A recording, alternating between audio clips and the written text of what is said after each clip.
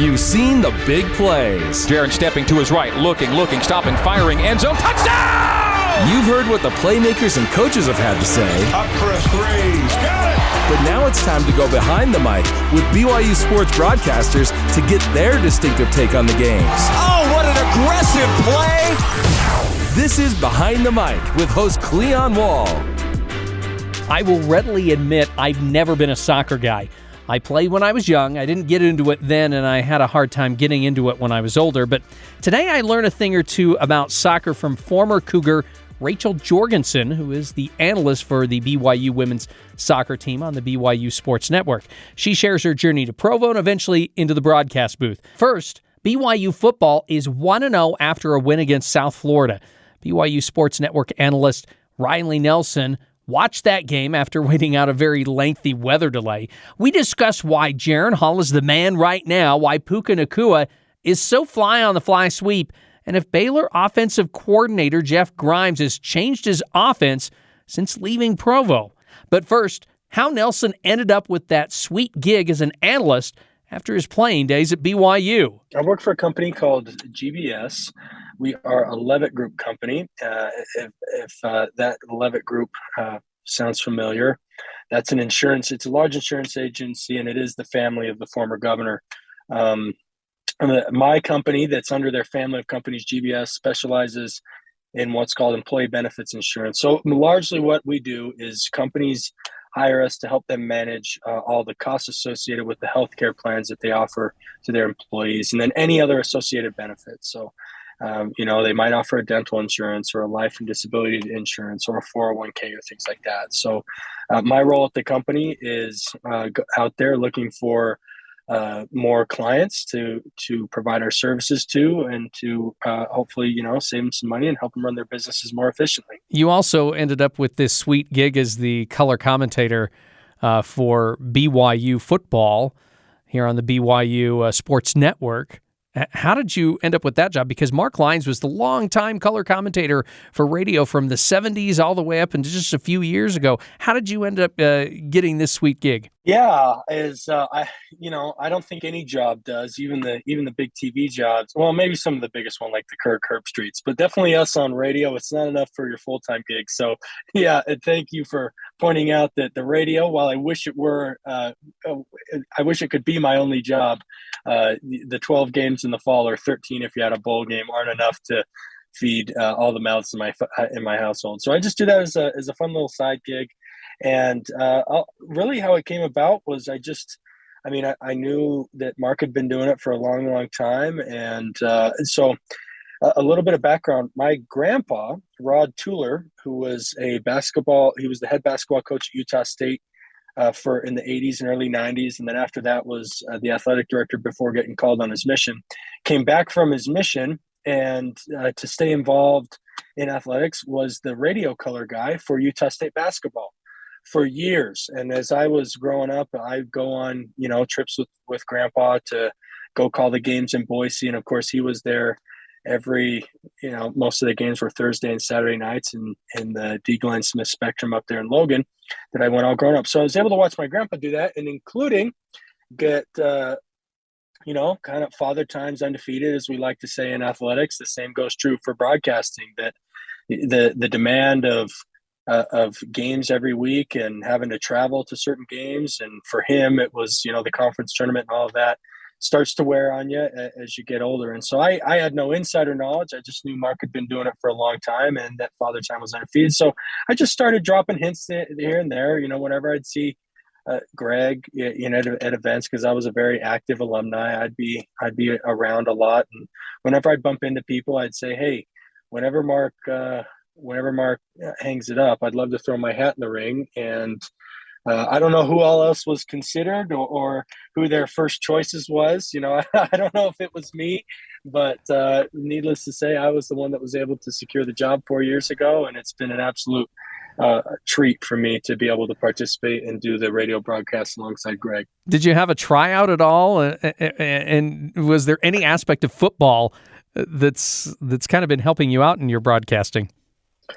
I did. I had been doing a lot of stuff. So Ben Criddle, of course, another BYU alum, that has a radio show on 960 AM. I co-hosted with him. There were even some times where he was out and I just substitute hosted his show. Of course, the local, radio shows are always trying to find former and current players to help them fill, their daily. A lot of them are 3-hour shows, and when you learn about radio, that's if you're going to put on a quality program, you can't just wing that, right? As a host, you have to bring on good guests. So I was active as far as being a guest on a bunch of different radio shows. I got some hosting experience with Ben that gave me kind of some insight into, ad reads and managing segments within breaks. And obviously a live game isn't as structured as that, but there's still some of that. But I did put together a reel, some hosting that I did, some interviews that I had done recently, and I did provide that to Greg. I don't know if he listened to it or not, or if he just went off, the relationship that we had built over my time there as a player and since. But I did put together an audition tape. There was no live audition. And then you mentioned the aspect of football. Obviously, as a quarterback, the quarterback's probably responsible for having knowledge about the assignments of more players than anybody else, right?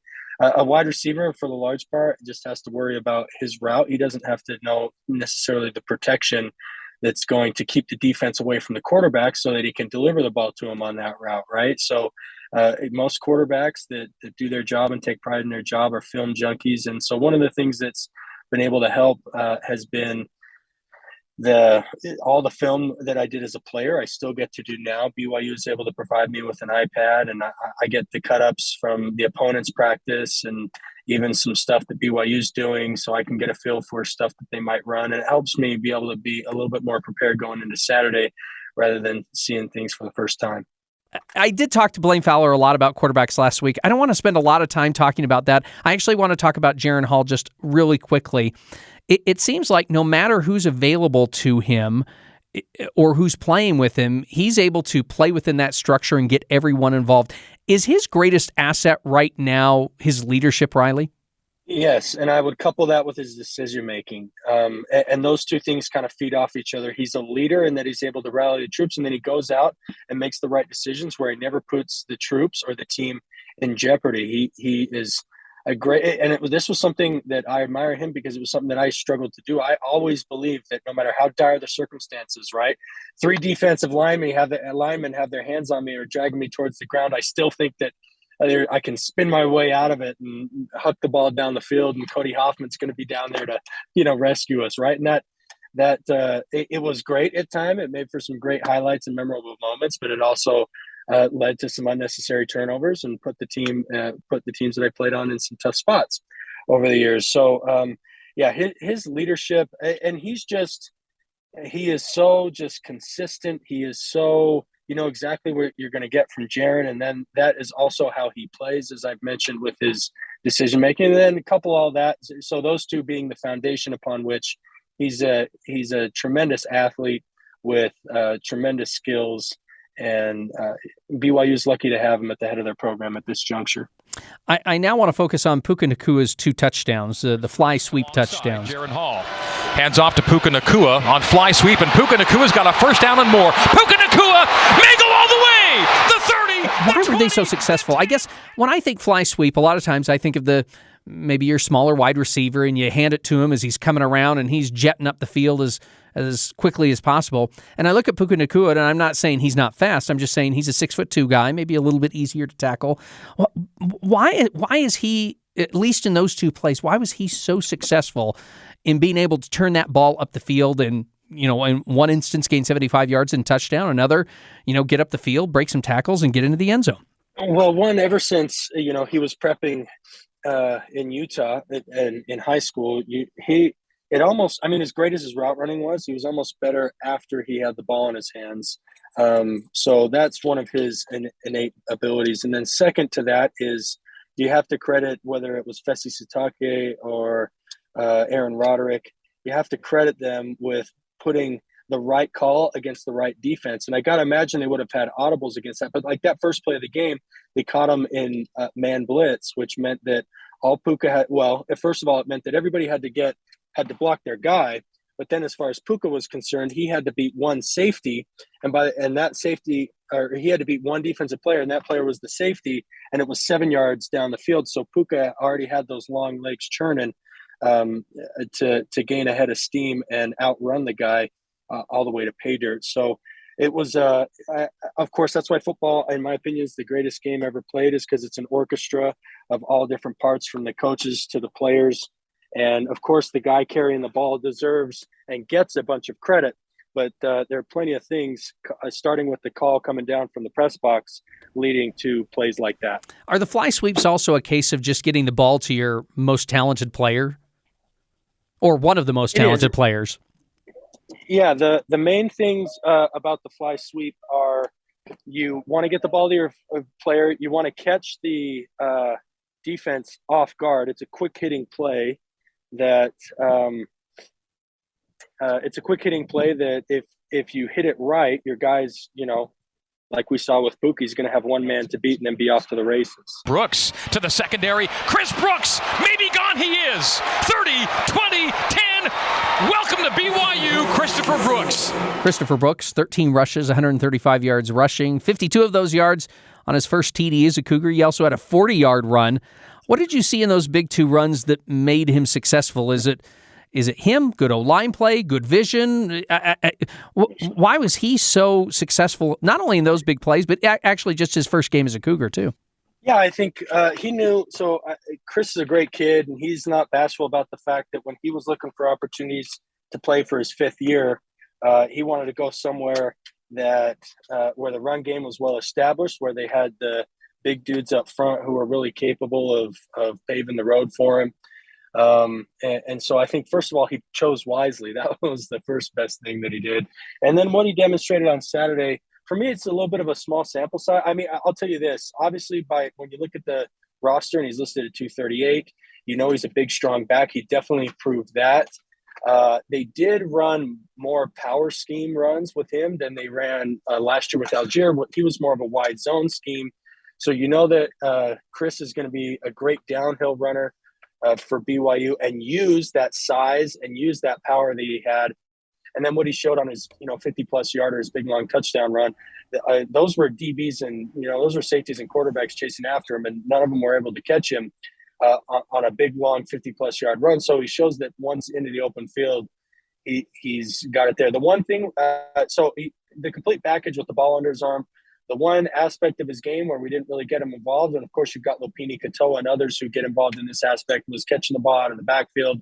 But, watching him do that throughout camp, there's no deficiencies there. I think Cougar Nation should, not be bashful about getting excited about what Chris Brooks can do the rest of the season. But also possibly a tougher test this week when they play Baylor. Baylor really kind of bottled BYU's rushing game attack last year. Yeah, Dave Aranda is very familiar.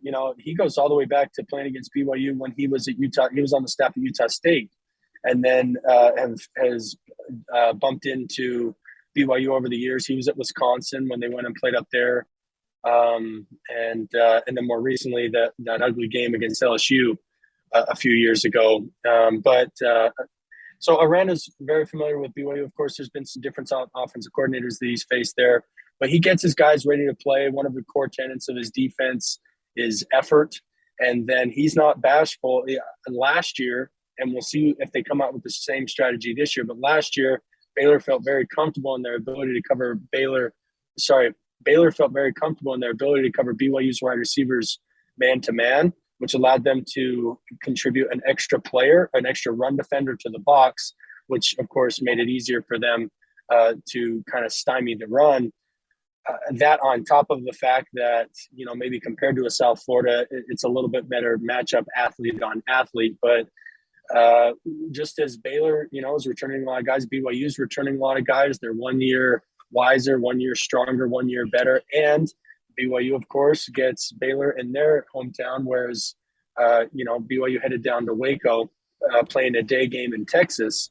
They got to come up to the high mountain air of Provo and deal with Cougar Nation on a late night home opener, which is a tough task for anybody. And speaking of Baylor, I wanted to talk about Jeff Grimes. He's the former offensive line coach at BYU, offensive coordinator at BYU. Now he's the offensive coordinator at Baylor.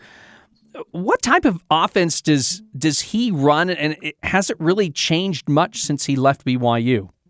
Coach Grimes' offense is stayed largely the same since his time as BYU. Of course, there's going to be some tweaks here and there. I think he's excited about his quarterback that he's bringing into Provo. Not that Bohannon, who faced BYU last year, was in any way deficient, but I think their new guy, he feels like their new guy brings some other elements, can maybe push the ball down the field a little bit more and maybe contribute a little bit more in the run game. But none of that's – they're not going to come in with a different identity. Their identity is protect the football at all costs, which means, don't put the ball on the ground in the run game and make good decisions in the pass game. Have success through drives, meaning they're not going to look for quick hits or big play or rely on the big play.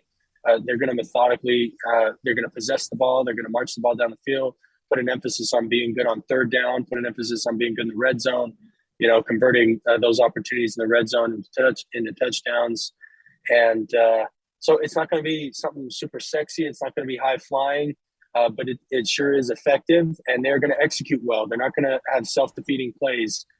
Is the defense more prepared this time around because it's the second game of the season and they're healthy and they know what to expect from Baylor? I do think this game on Saturday will come down to BYU's defensive performance. I think last year they were good, not great. Obviously, they gave up 30-plus points, and so they're going to say they were disappointed. But Baylor was a good team, and you were playing on their home field. But I think in order for BYU to beat Baylor, who is a top 10 team by all the polls, they're going to need to just be more than good. The defense is going to need to do something, whether that's turning the ball over deep in their territory or coming up with the defensive score. Something like that is going to happen. And if it does, is going to need to happen to, give you a high level of confidence that BYU is going to be able to upset top 10 Baylor in their home opener on Saturday night. That's Riley Nelson. We'll have him on again as the football season progresses. Coming up next, Rachel Jorgensen does just about everything for the BYU women's soccer program, and that includes analyzing games. This is Behind the Mic on BYU Radio.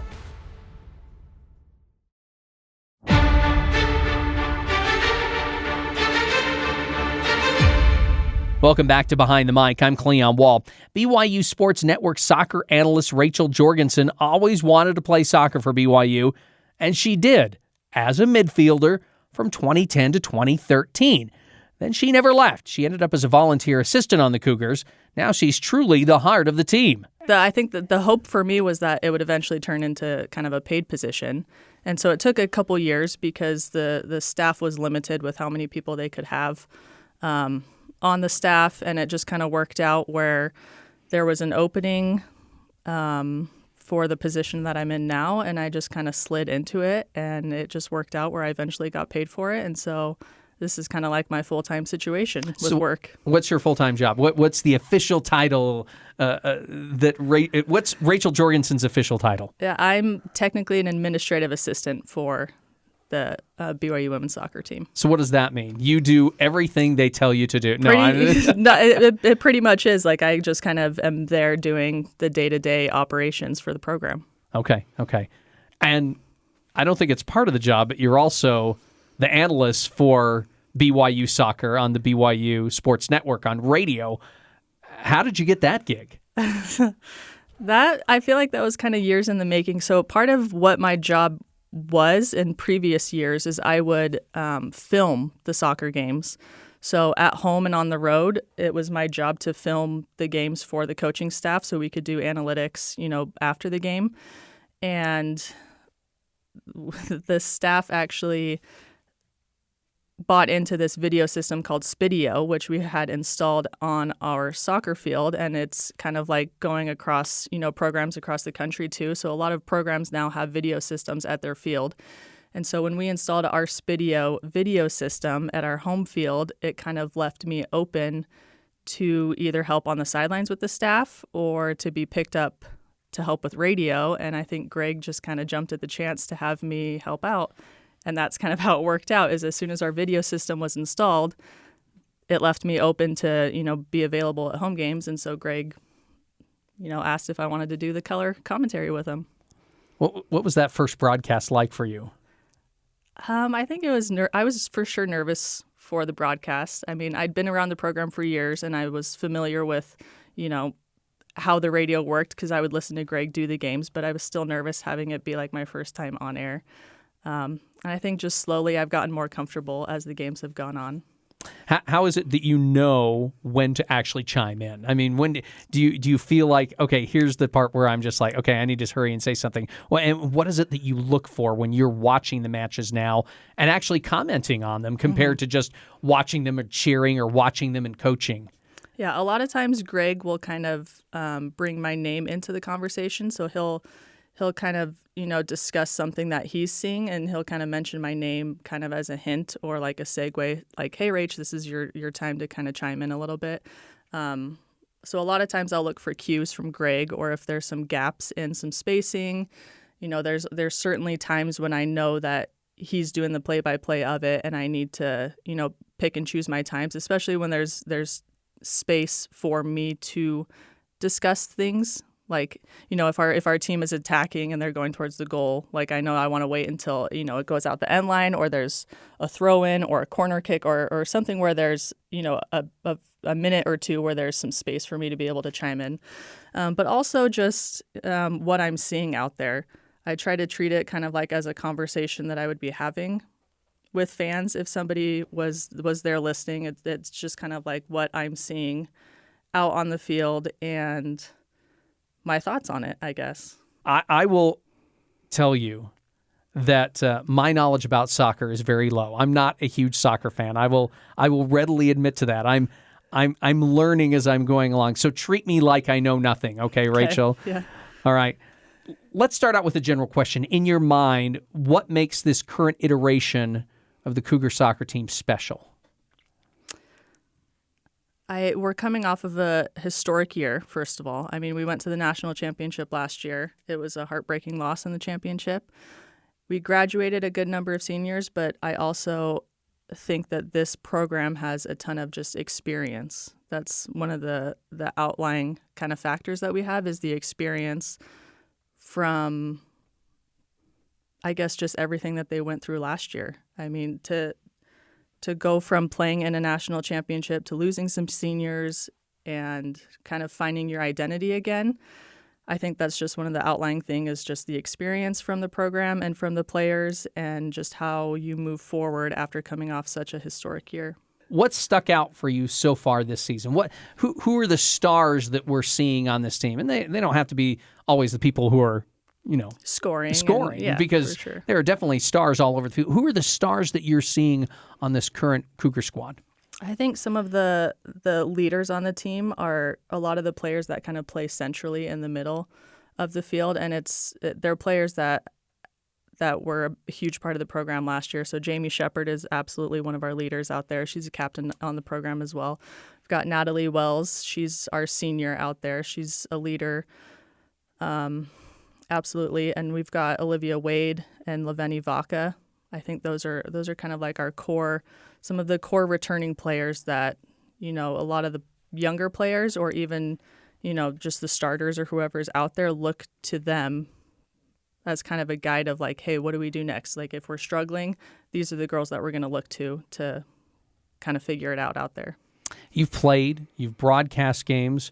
What is Coach Jennifer Rockwood's philosophy? I mean, she's been with the team since the 90s. I was actually in school when she was the soccer coach. I mean, what is her philosophy? And has it changed with each team that you've noticed since you've been with the BYU soccer program?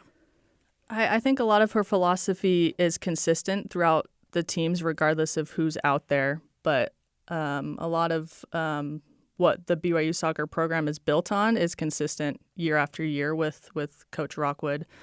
A lot of the tactics kind of are the same. I mean, there's a little bit of give and take depending on what your personnel is and the players out there. But a lot of the key principles with how BYU soccer operates are definitely consistent throughout the years, even from back when I played. And there's a little bit of differences, too, with the new coaching staff with Brent and with Steve compared to, the coaching staff when I played. But a lot of it, I feel like, remains consistent with the day-to-day and with, your why you're out there and the reasons for being out there as well. Is it a team that likes to attack a lot? Is it that type of a team, or is it in that type of a philosophy?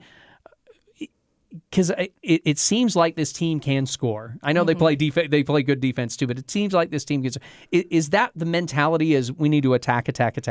Yeah, a lot of times on the whiteboard before our games, we have the words "score first," "score early," and "score again" out there, and that's kind of one of the philosophies that we kind of started with last year. That was just like a consistent tactic every single game.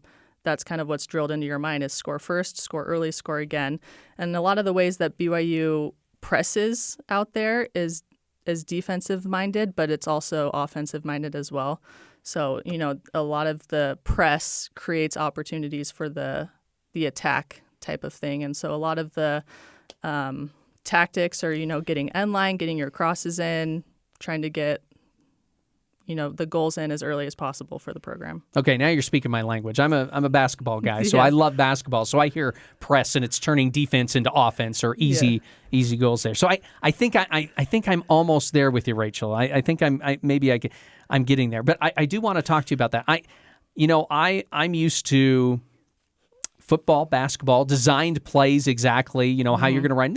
There may be some freedom out there, but a lot of it is a designed play. So for me, the uneducated out here, when it comes to soccer, what kind of design plays are there for soccer? And I'm not really talking about like corner kicks or things like that. I'm talking about in the flow of the game, how many design plays does this BYU soccer team have?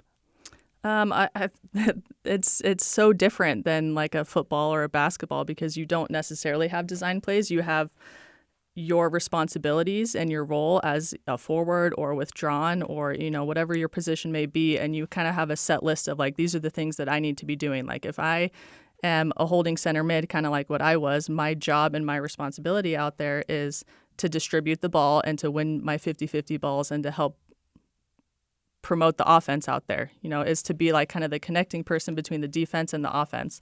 So it's less of like this is the play that I'm going to run and more of like, this is my responsibility. If I'm not fulfilling this responsibility, I'm not helping my team out there. So I kind of know within my position that this is my job to do this. Or like if I'm in the position and I notice that we're getting kind of like clogged to one side of the field, I would know that it was my time to kind of switch the ball and to help us get into the attack on the opposite end. And I think it's kind of the same lines with forwards and with, withdrawns and those players. It's, if I haven't gotten my shot off in the box, then I know that my job is to get into the box, get into the assist zone, get my shots off, get my shots on frame too, if that kind of makes sense. Yeah, no, it does. It does. So there are plenty of matches that BYU can still look forward to. I automatically think a match that you would look forward to that I would want to see, of course, is the rivalry match against the University of Utah. So you got that coming up. You always have Santa Clara. You have Gonzaga. What are some of the matches that you look forward to the most or that you're looking forward to coming up?